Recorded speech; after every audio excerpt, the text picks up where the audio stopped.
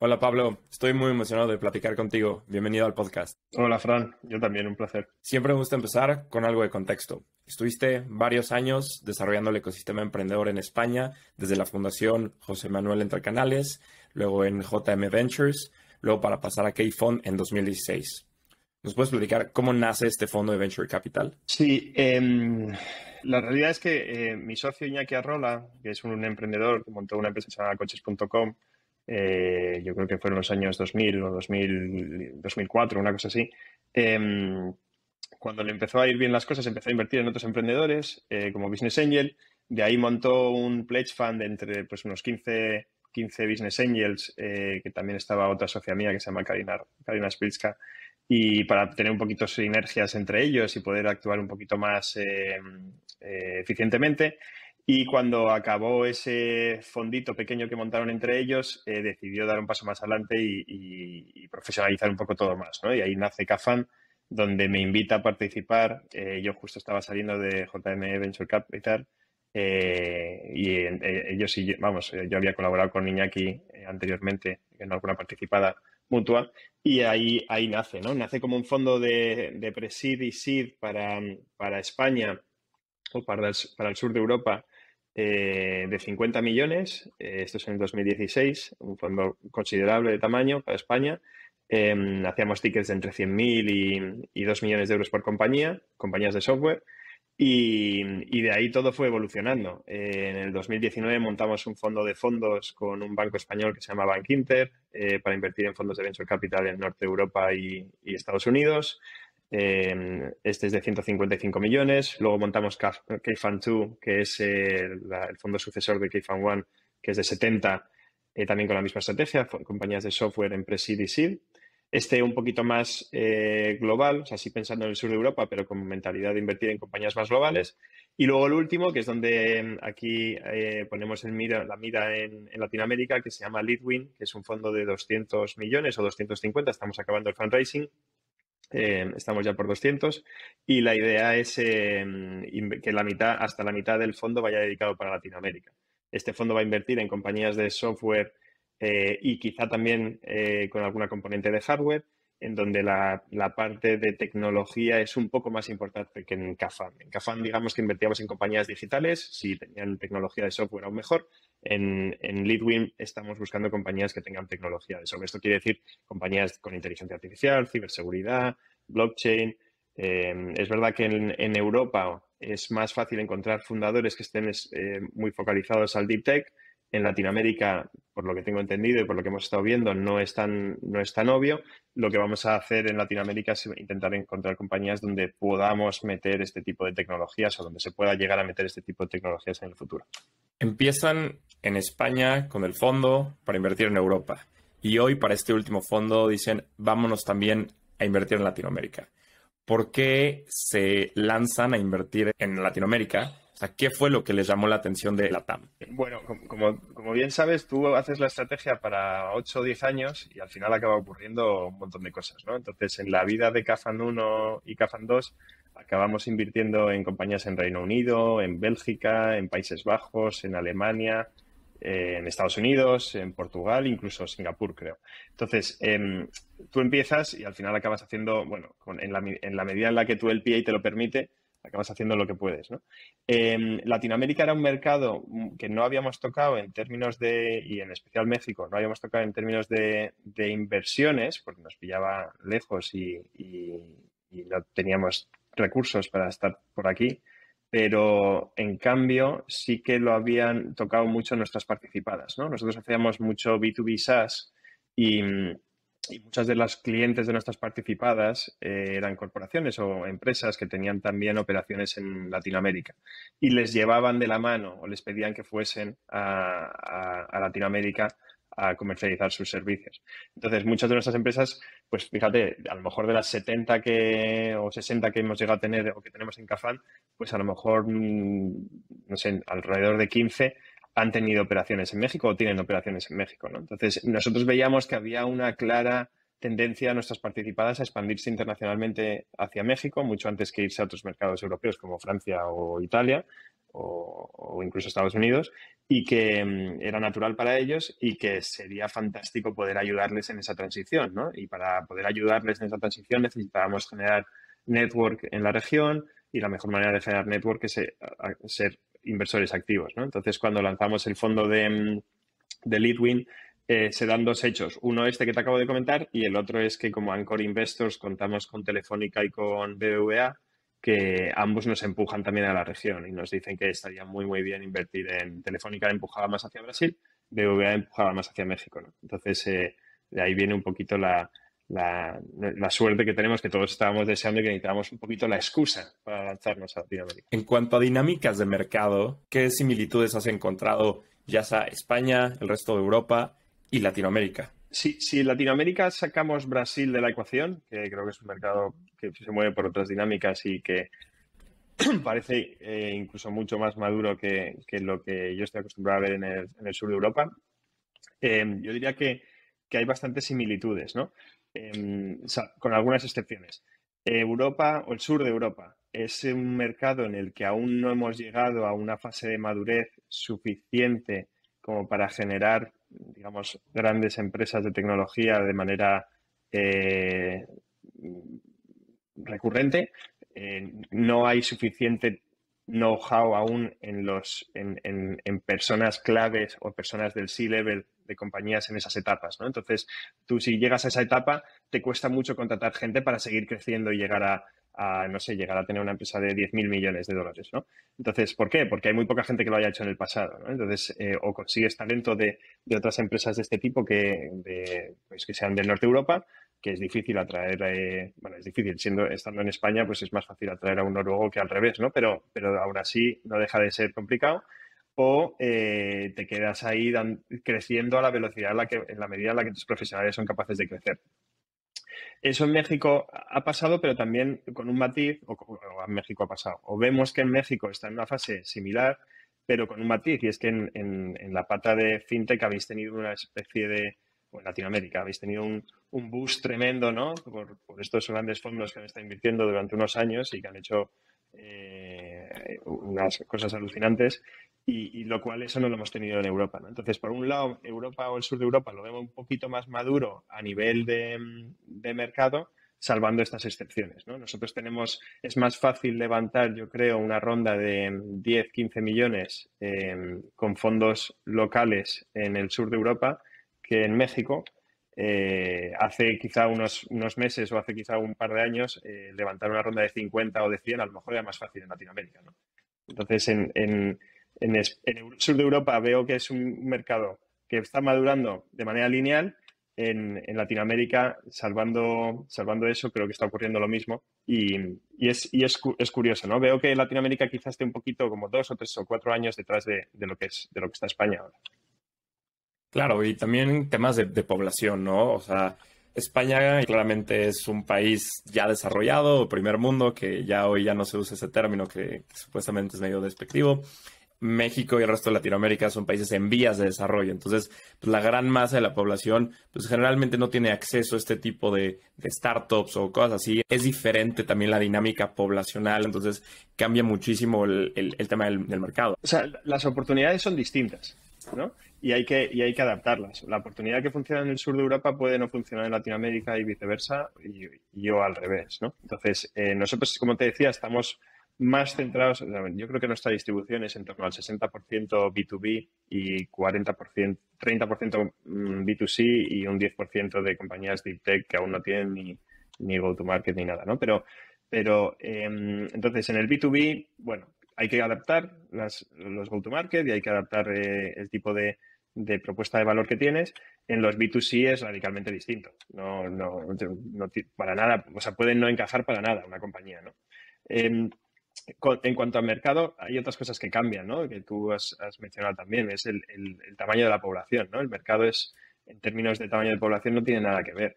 Eso, por ejemplo, en España, esto puede ser bueno y malo a la vez, ¿no? En España, al principio, nuestro primer fondo digamos que estábamos abiertos a invertir en compañías como Learning, lo digo. Estábamos abiertos a invertir en compañías con plays muy nacionales. Nosotros nos enfocamos a España y luego ya saltaremos a otros mercados. Eso funcionó y es el primer fondo, está yendo súper bien en términos de retorno, pero es verdad que las compañías que tenían esa estrategia no han sido las que mejor se han comportado en términos de resultado, ¿no?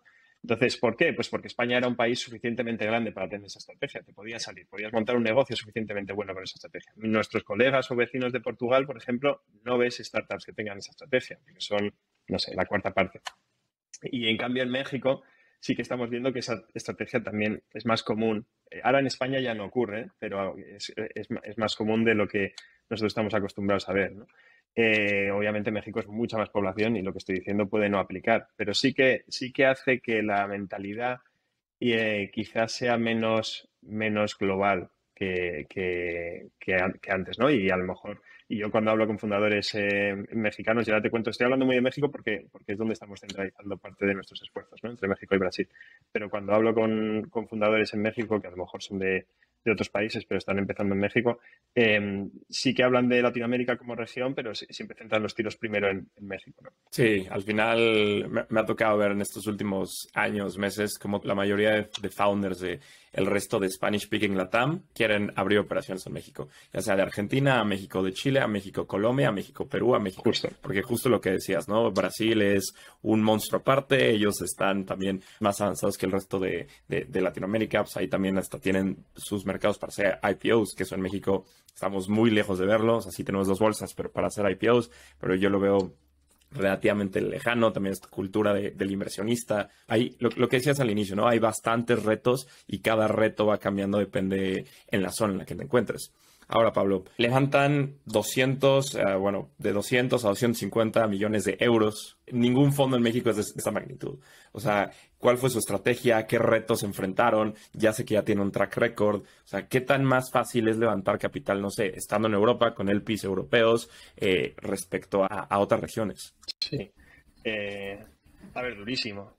El fundraising, en nuestra experiencia, siempre ha sido durísimo. Es verdad que no se nos ha dado mal, pero siempre es duro. Entonces, yo creo que pasa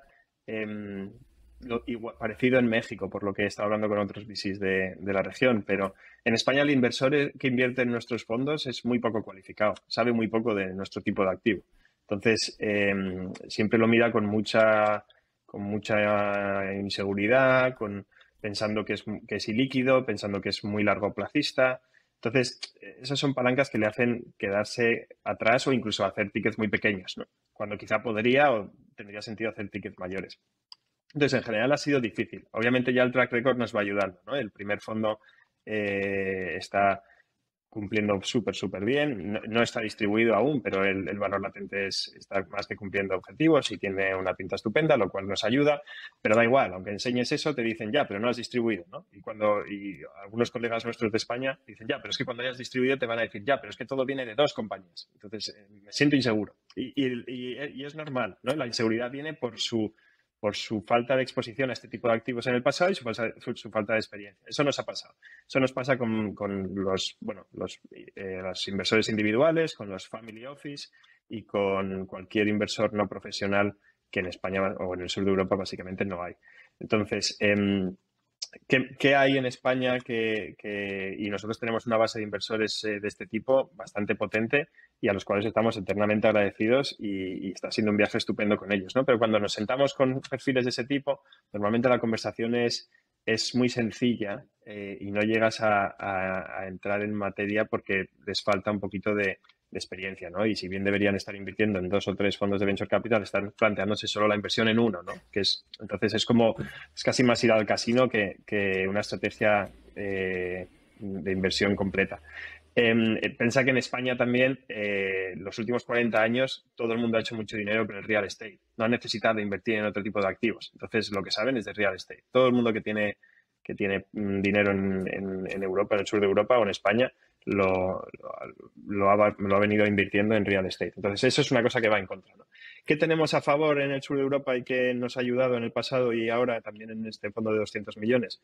Los inversores públicos, que en Europa son bastante sofisticados. Tenemos al Fondo Europeo de Inversiones, que es un fondo que invierte en fondos de venture capital para intentar hacer que la bola de nieve se empiece a mover, ¿no? tú lo has dejado caer antes, ya tienes resultados. Bueno, es que cuando empiezas a tener resultados todo es más fácil, ¿no? Y el fondo de 200 se convierte en más fácil y pasa a ser difícil el de 500 y luego el de 1000. Y entonces el Fondo Europeo de Inversiones lo que intenta es catalizar eso, ¿no? Y contamos con ellos en CAFAN 1 y en CAFAN 2 y son unas excelentes, son además los más profesionales que tenemos nosotros como inversores, saben muchísimo de Venture Capital y te ayudan muchísimo a hacer que todo funcione bien. Te dejan el LPA súper alineado con tus inversores, lo cual hace que los inversores se sientan muy tranquilos. Está muy bien. Eso es a nivel europeo. A nivel España tenemos al ICO, que es una especie de fondo de fondos que tenéis en México, que se llama así. Invierte en fondos que van a invertir en España y protegen que esa inversión se realice en España, lo cual ayuda también bastante. Son menos activos, pero sí que te permite fondearte bien, ¿no? Entonces, volviendo a Leadwin y me preguntabas cómo lo hemos hecho, pues mira, tenemos a Telefónica y al BVA como grandes corporaciones que nos apoyan y que nos meten una parte muy importante del fondo. Son inversores ancla y estamos muy agradecidos. Aparte tenemos otros 5 o 6 corporaciones. No te voy a negar, es muy difícil conseguir que corporaciones nos inviertan, ¿vale? Nosotros, esa es una diferencia entre el sur de Europa y Latinoamérica. Yo creo que en Latinoamérica o en México he identificado que hay mucho corporate VC, lo cual está bien, pero la siguiente fase es que las corporaciones se den cuenta de que el corporate VC o lo haces de una determinada manera, dejándole muy independiente, o es difícil que funcione muy bien. Entonces, la siguiente fase es, bueno, no sabemos hacer que el corporate VC sea muy independiente porque va en contra de nuestra filosofía y de nuestra religión, porque es normal, las corporaciones quieren tener control de todas sus operaciones. Y nadie en mi organización sabe hacer esto de Venture Capital, entonces tengo que contratar a alguien nuevo y le tengo que dar absoluta independencia. Eso suele friccionar mucho con las corporaciones. Entonces, la siguiente conclusión es por qué no invertimos en un fondo de profesionales que ya tengan el valor demostrado en combate y que lo hagan, ¿no? Entonces, eso en España ya está empezando a ocurrir. Hemos conseguido, como te decía, unas cuantas corporaciones y da gusto. También por el camino hemos estado en procesos de 2 o 3 años intentando convencer a alguna corporación que no hemos conseguido. Incluso teniendo la aprobación del Consejo de Administración de la corporación, acaban no ocurriendo, ¿no? Entonces son procesos muy largos y muy dolorosos, ¿no? Entonces yo te diría que en eso ha consistido el fundraising de Leadwin, hecho en falta en el sur de Europa y también en México, en Latinoamérica, fondos de fondos, ¿no? Fondos que estén especializados en invertir en esto. Que eso ya es el siguiente nivel de sofisticación, ¿no? Lo que pasa es que este tipo de fondos suelen invertir, igual que el que tenemos nosotros, en base a análisis cuantitativos de resultados. Y para tener análisis cuantitativos de resultados tienes que tener resultados. Entonces tienes que tener vehículos cerrados. Y esperablemente es mejor tener 2 o 3 que uno, porque si no puede ser un outlier. Entonces, ¿qué pasa? Que en mercados poco maduros no suele haber fondos de fondos, que es lo que nos está pasando, ¿no? Entonces es muy difícil.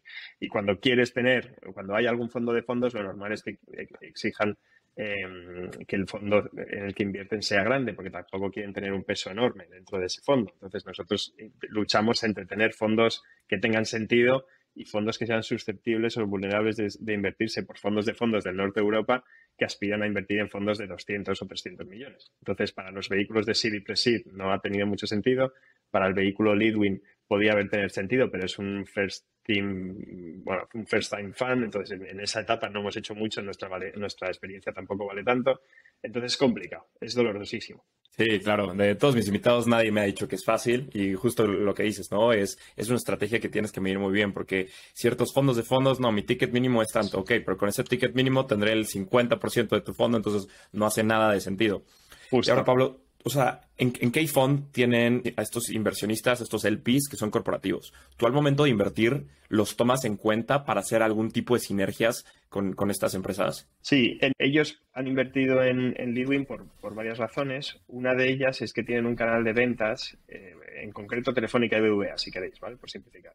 Tienen un canal de ventas que es una máquina que funciona muy bien, pero que ya está, digamos que exhausta de vender cuentas de banco, tarjetas de crédito o bytes y minutos de teléfono, ¿no?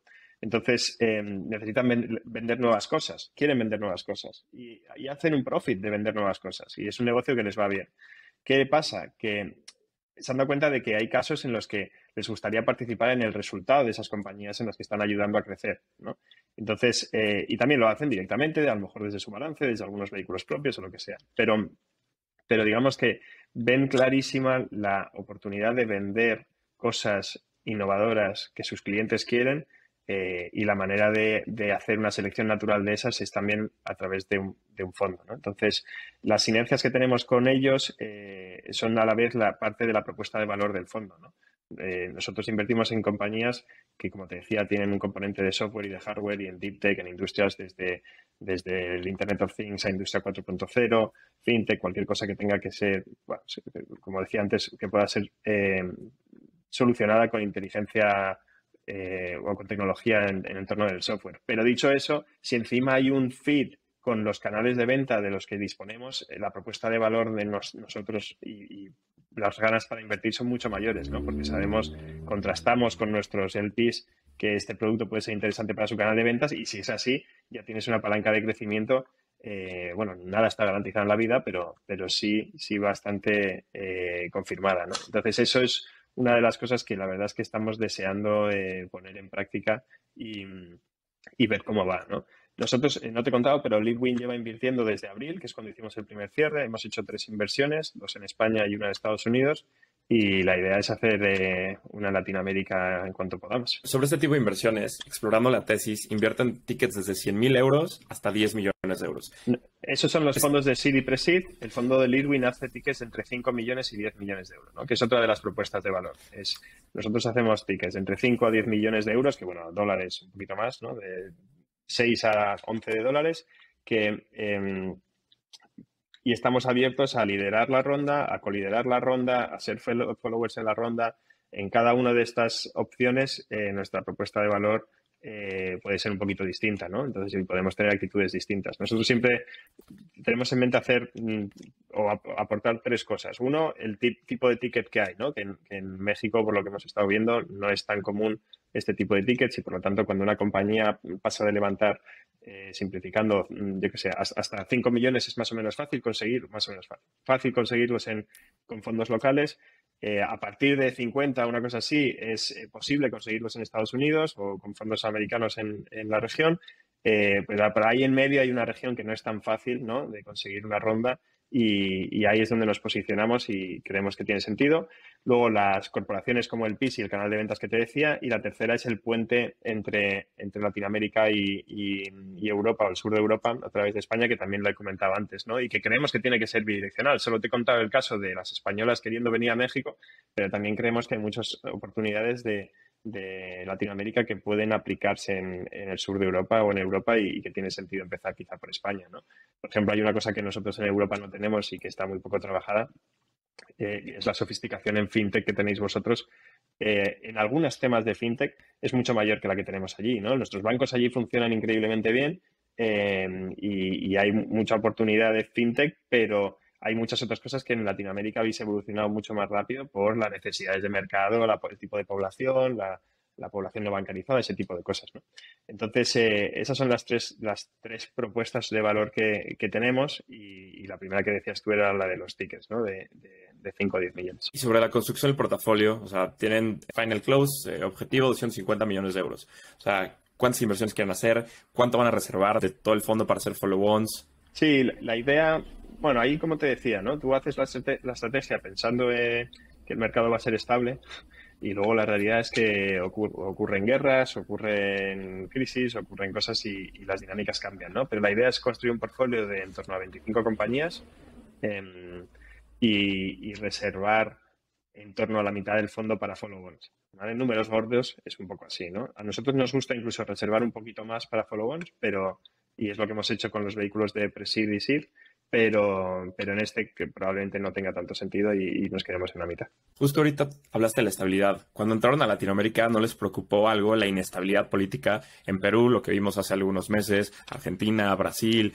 O sea, ¿no fue como un factor muy importante en la decisión de si venirse o no a Latinoamérica? Como firma con ambición de crecer, tú tienes varias posibilidades, ¿no? Tienes la posibilidad de crecer en el tamaño del fondo. Nosotros podríamos haber decidido hacer CAFAN 3 o CAFAN 2 más grande aún, hacerla de 100 millones o hacerla de 150 millones y hacer Seed y Pre-Seed en el sur de Europa mucho más agresivo, quizá incluso deteriorando los retornos del fondo a base de invertir en compañías tickets más grandes y a valoraciones superiores, lo cual hombre, sí que te ayuda en el corto plazo con unos management fees mayores, pero en el largo plazo y de cara a la propuesta de valor a tus inversores, creemos que no tiene mucho sentido. Entonces, esa estrategia no nos gustaba. Y luego puedes crecer en la dimensión de crear nuevos vehículos distintos en paralelo, ¿no?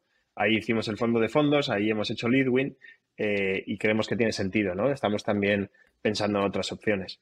La tercera dimensión es la geográfica, ¿no? Que dices, oye, ¿tiene sentido que crezcamos en otros países, en otras regiones? Entonces, CAFAN 1 fue muy nacional, como ya te lo dijo, como ya te he dicho. CAFAN 2 ya es sur de Europa y tenemos una oficina en Lisboa, en Portugal, que nos pilla muy cerca. Es un mercado muy interesante, por cierto, pequeño, pero es muy interesante. Los emprendedores son mucho más globales, hablan mucho mejor inglés que los españoles, por ejemplo. Pero ya el siguiente salto era a dónde vamos después del sur de Europa. Porque Italia, por cierto, supongo que os pilla muy lejos, Italia está mucho peor que España, va muy por detrás, ¿vale? Y ya Grecia ni te cuento, ya Grecia ni se menciona. Entonces, la siguiente región a la que podíamos enfrentarnos era Latinoamérica, ¿no? Porque sí tiene sentido. Los grandes fondos americanos y europeos se han centrado mucho en Asia, porque obviamente las oportunidades allí tienen unos números gigantes. Y Latinoamérica era el siguiente gran objetivo, ¿no? Entonces, para nosotros, la inestabilidad de Latinoamérica es algo que sí, que puede ser importante, pero también pensamos que nuestro negocio es muy largoplacista. Nosotros es que pensamos en muy largo plazo. No intentamos, hay otros VCs que tienen una estrategia mucho más cortoplacista de entrar y salir en 2 o 3 años. Nosotros pensamos en cada inversión, pensamos hasta dónde puede llegar en los 8 o 10 años que nos quedan de fondo, ¿no? Ahora CAFAN 2 se está acabando de invertir y nos quedarán 5 o 6 años. Y claro, pensamos hasta dónde podemos llevar esta compañía en 5 o 6 años. Nuestra mentalidad siempre es muy largoplacista. Entonces, pensar en la situación política de distintas regiones dentro de Latinoamérica, ¿tiene sentido? Bueno, sí, desde luego tiene sentido, pero no nos da miedo. Es una cosa que, bueno, y ya nos adaptaremos. Por ejemplo, hace unos meses estuvimos analizando la compañía en Colombia. Estuvimos muy cerca de invertir. Y como sabes, en Colombia las cosas también están un poquito tensas. Lo acabamos interiorizando como una oportunidad, ¿no? La compañía tenía cierta exposición a Colombia, pero mucha de esa exposición era básicamente contratar y tener el equipo allí. Entonces, cuanto más competitiva fuese ella contratando, pues más oportunidad hay de coger a los perfiles mejores, ¿no? Entonces, son compañías en las que invertimos de naturaleza global y, por lo tanto, mientras no se caiga el mundo, no deberían verse afectadas por este tipo de cosas mientras su propuesta de valor sea sólida y global, ¿no? Si se cae el mundo, se cae el mundo para todos, o sea que nos da un poco igual, vamos a estar todos igual de fastidiados. Claro, sí, con COVID a todos nos pegó parejo y también justo lo que decías, ¿no? De Colombia, como cada país tiene sus retos. Por ejemplo, en México entró el último presidente, todas las energías renovables, se dejó de invertir en ese tipo de proyectos y hasta el siguiente sexenio esperemos que haya ya una política más favorable hacia eso. Ahora, Pablo, llevas ya varios años teniendo un portafolio de startups desde K-Fund. Te quiero preguntar sobre el tiempo que le dedicas a las startups. O sea, por lo general, en la naturaleza de este negocio, hay unas que van bien, hay unas que van mal, hay unas que van regular. ¿Tienes alguna manera de dedicarle el tiempo a las startups de tu portafolio dependiendo de la situación en la que se encuentran? Y esto es como lo de tener hijos, ¿no? Normalmente le dedicas más tiempo al hijo que le van mal las cosas y con los hijos tiene sentido, con las compañías del portfolio no tanto, ¿no? Porque tú estás aquí para maximizar los retornos a tus inversores. No hay que olvidarlo, ¿no? En la medida de las posibilidades, yo quiero que todas mis compañías vayan bien y quiero ayudar a todos nuestros emprendedores, obviamente. Son emprendedores de los que me he enamorado en algún momento y que les deseo lo mejor.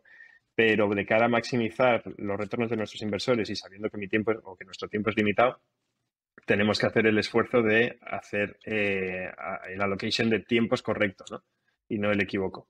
Entonces, una vez cada 3 meses, nosotros hacemos una sesión de intentar analizar qué compañías están en qué categoría, donde categorizamos a las compañías por las que están teniendo ya éxito, por las que merece la pena apostar por ellas para ver si conseguimos meterlas en la categoría de éxito y las compañías que creemos que ya no tiene sentido dedicarle muchos recursos. Esta categoría no significa que ya no les cojamos ni el teléfono, no, seguimos yendo a los consejos y seguimos intentando ayudarlas en las que podemos, pero ya no de manera tan proactiva, ¿no?